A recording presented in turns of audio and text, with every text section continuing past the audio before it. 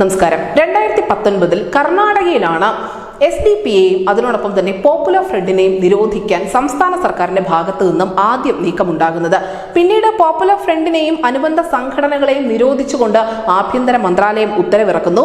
ഈ പോപ്പുലർ ഫ്രണ്ടിനെ കേന്ദ്ര ആഭ്യന്തര മന്ത്രാലയം നിരോധിച്ചപ്പോൾ തന്നെ SDP-യുടെ ഭാവി ഇനി എന്താകുമെന്ന തരത്തിലുള്ള ചില ചർച്ചകൾ ഉയർന്നു വന്നിരുന്നു. പക്ഷേ രാഷ്ട്രീയ പാർട്ടി ആയതുകൊണ്ട് തന്നെ SDP-യുടെ നിരോധനം അതൊരിക്കലും കേന്ദ്ര ആഭ്യന്തര മന്ത്രാലയത്തിന്റെ മാത്രം പരിധിയിൽ വരുന്ന ഒരു കാര്യമല്ല.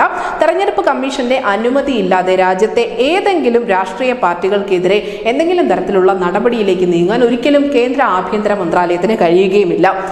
പലപ്പോഴും ഏതെങ്കിലും രാഷ്ട്രീയ പാർട്ടിയുടെ നിരോധനം അല്ലെങ്കിൽ ഏതെങ്കിലും ഒരു രാഷ്ട്രീയ പാർട്ടി ഭാവിയിൽ നിരോധിക്കപ്പെട്ടേക്കാം എന്നൊക്കെയുള്ള ചർച്ചകൾ വരുമ്പോൾ അവിടെ ആദ്യം ഉയർന്നു കേൾക്കുന്ന പേര് SDP-യുടേതായിരുന്നു. പക്ഷേ ഇപ്പോൾ SDP-യുടെ പേരുകൾ അത്തരത്തിൽ കേൾക്കുന്നില്ല. അതിന് പകരമായി മറ്റൊരു പാർട്ടിയാണ് ഇപ്പോൾ ചർച്ചകളിൽ നിറഞ്ഞിരിക്കുന്നത്. നമുക്കറിയാം, രാജ്യത്തിന്റെ നീതിന്യായ ചരിത്രത്തിൽ ആദ്യമായി ഒരു രാഷ്ട്രീയ പാർട്ടിയെ പ്രതിപട്ടികയിൽ ചേർത്തിരിക്കുകയാണ് എൻഫോഴ്സ്മെന്റ് ഡയറക്ടറേറ്റ്.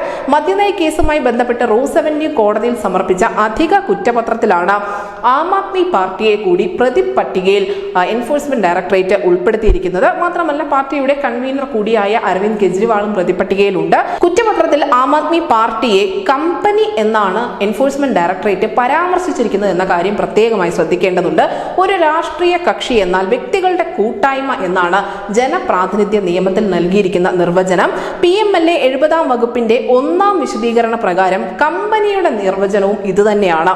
എന്തായാലും കള്ളപ്പണം വെളുപ്പിക്കൽ നിരോധന നിയമത്തിന്റെ പരിധിയിൽ രാഷ്ട്രീയ കക്ഷികളെയും ഉൾപ്പെടുത്താമെന്ന് വ്യക്തമായതോടെയാണ് ആം ആദ്മി പാർട്ടി ഈ കുറ്റപത്രത്തിൽ ഇടം പിടിക്കുന്നത്. അഴിമതി കേസിൽ ഒരു രാഷ്ട്രീയ കക്ഷി എന്ന നിലയിൽ ഉൾപ്പെട്ട ആം ആദ്മി പാർട്ടിക്ക് കടുത്ത ആഘാതമാണ് ഇനി ഉണ്ടാകാൻ പോകുന്നത് എന്ന് തന്നെ വേണം മനസ്സിലാക്കാൻ. കാരണം ഈ സാഹചര്യത്തിൽ ആം ആദ്മി പാർട്ടിയുടെ അംഗീകാരം റദ്ദാക്കാൻ തെരഞ്ഞെടുപ്പ് കമ്മീഷനോട് ആവശ്യപ്പെടാൻ എൻഫോഴ്സ്മെന്റ് ഡയറക്ടറേറ്റിന് സാധിക്കും. മാത്രമല്ല, ദില്ലിയിലെ പാർട്ടിയുടെ ആസ്ഥാന മന്ദിരം ഉൾപ്പെട്ട പാർട്ടി സ്വത്തുകൾ കണ്ടുകെട്ടാനും എൻഫോഴ്സ്മെന്റ് ഡയറക്ടറേറ്റിന് കഴിയും.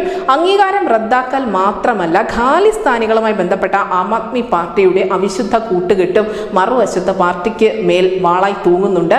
എന്തായാലും ഇനിയൊരു നിരോധനം അല്ലെങ്കിൽ ഒരു റദ്ദാക്കൽ അതൊക്കെ നേരിടേണ്ടി വരാൻ പോകുന്നത് ആം ആദ്മി പാർട്ടി തന്നെ ആയിരിക്കുമെന്നാണ് രാഷ്ട്രീയ നിരീക്ഷകരും വിലയിരുത്തുന്നത്. News desk news India Malayalam.